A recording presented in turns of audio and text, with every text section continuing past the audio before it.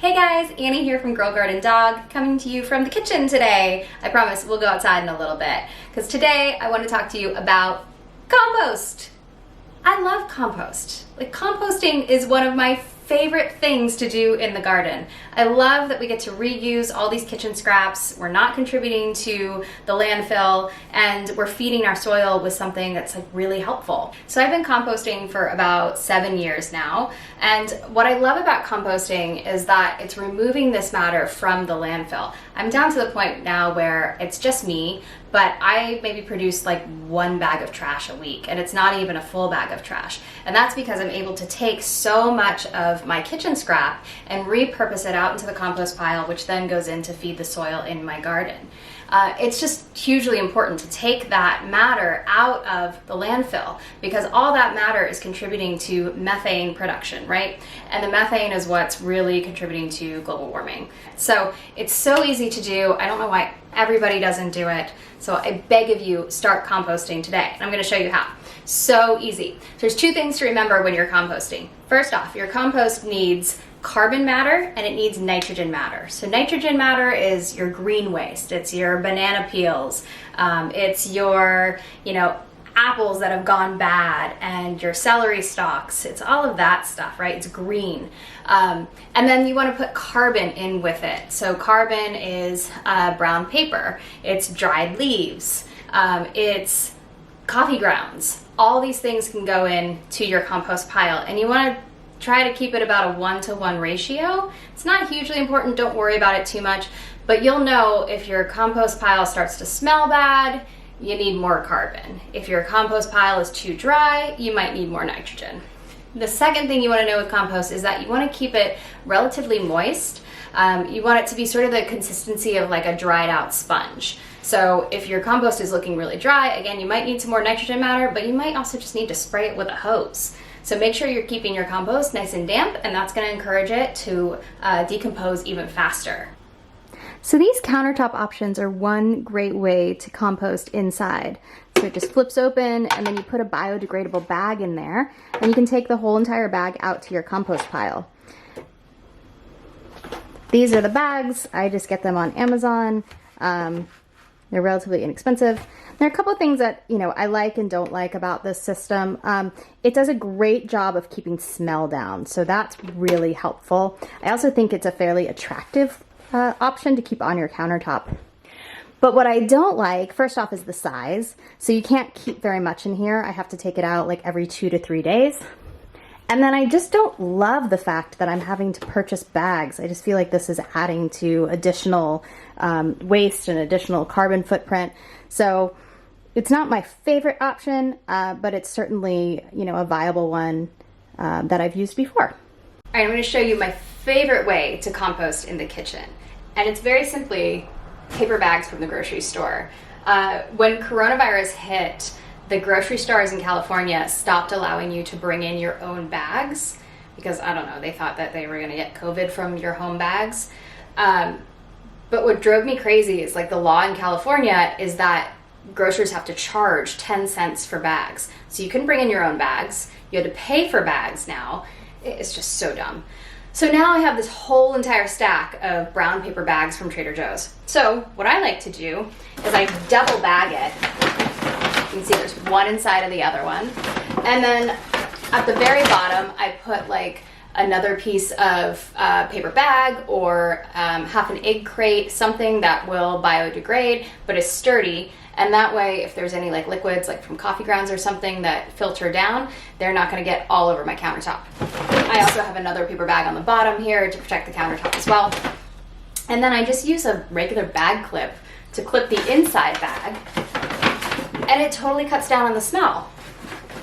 And then when I'm ready to take it out to the compost, take it outside, remove the clip, and then I make sure to dump the whole thing out and stick the bag on top. And that does 2 things.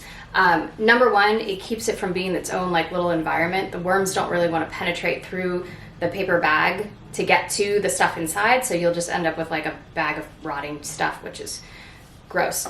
So you want to dump it out, put the paper on top, and when you put the paper on top, that also helps keep the bugs down. So the bugs, again, don't want to go through that carbon. as that carbon matter starts to break down, then the worms start to pull it in. And so if you sort of take it outside and you put the vegetable scraps face down and then you put the paper on top, you create this like layering effect, and that helps it break down really well. Before we go outside, I have to show you guys this calendar.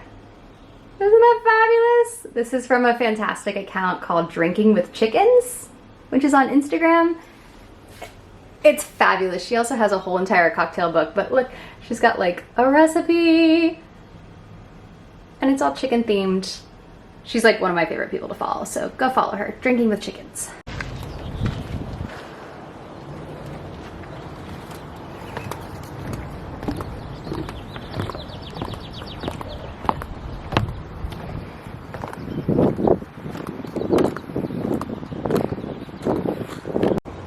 Welcome to the compost pile. Yeah.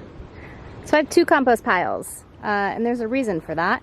I like to leave one when it gets full. I like to sort of just leave it to decompose and work on everything while I add to the other pile, and then I can just kind of alternate back and forth as things get full. That also allows me to turn over compost a little bit quicker than if I just kept messing with it. So 2 piles right now. And then you can see I've also run drip line into my compost piles, and that just helps keep it moist. It gets really, really hot here, really hot.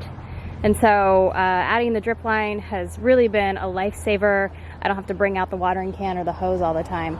It works really, really well. So let's go ahead and add our compost. This is the pile I'm working with right now. Just gonna pull my lid off.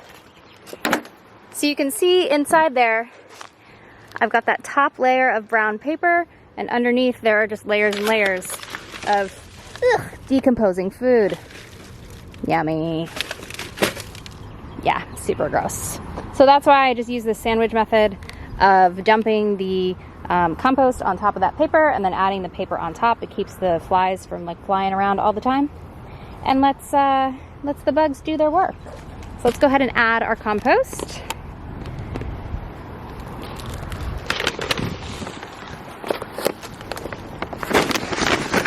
Whoa. Not dump it all over my feet. Ta-da! So you see we've got some beet greens in there, and there's some paper shreds, some sweet potato, some banana, lots of coffee grounds. And then I'm just gonna put that right like that. And boom, I have composted. Yeah, easy peasy. Put my lid back on. And that's all I do. I just leave it be for quite some time. And then when it gets to a stage where it's full, and then I just leave it to decompose for a while, and then at some point I gotta come back in and stir. And so probably in this one you might be able to see, yeah, we're getting to a point now where this is stirrable. So you can see this is really decomposed. There's a lot of carbon matter on top. So I'll just kind of pull this out of the way. We could actually use more nitrogen in here, I think. Yeah, it's probably time for more nitrogen to be added to this compost pile. You can see there's not a lot happening in here. There's not a lot of like worms or bugs, which means they're not really interested in breaking this stuff down, and we want to invite them in to help us. So we'll be adding more plant matter to this guy in the hopes that it helps to decompose it more. But you can see this is a good example of like things that you can compost. I've got like a pizza box in there. I've got takeout containers that are the biodegradable kind. It's great to add those in there and give them a second life.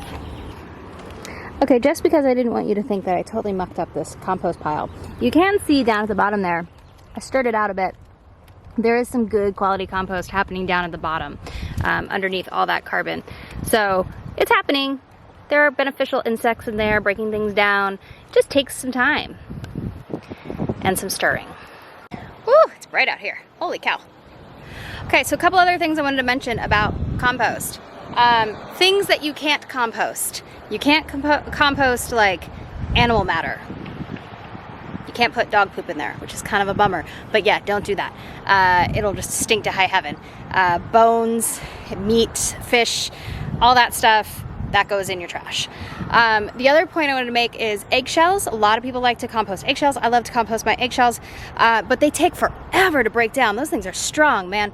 So before you throw them in your compost pile, give them a good crush with your fingers. I know some people will like blend them up. I don't got that kind of time. I don't want to clean the blender. So I just crumble them with my hand and throw them in there, and that helps them break down a little bit faster. What else do I need to tell you about composting? Just takes patience, man. I will say, if you're like me in Southern California and you have rats of an unusual size, I highly recommend putting chicken wire or like hardware cloth, even better, underneath your compost pile, because the rats will dig under the plastic to get under there and like get in and set up shop. I can't tell you the number of times I came out to the compost pile and like I lifted the lid off and there were rats like right on top, and they were like, ah! And I was like, ah! And it was not good for either of us. So, you know, put that hardware cloth underneath your compost. I've got it under these, and I've never had a problem with them again. And there you have it. That's composting in a nutshell. I hope this video has inspired you to start composting with your own kitchen scraps. As always, please like and subscribe and help us grow this channel. We'll see you next time.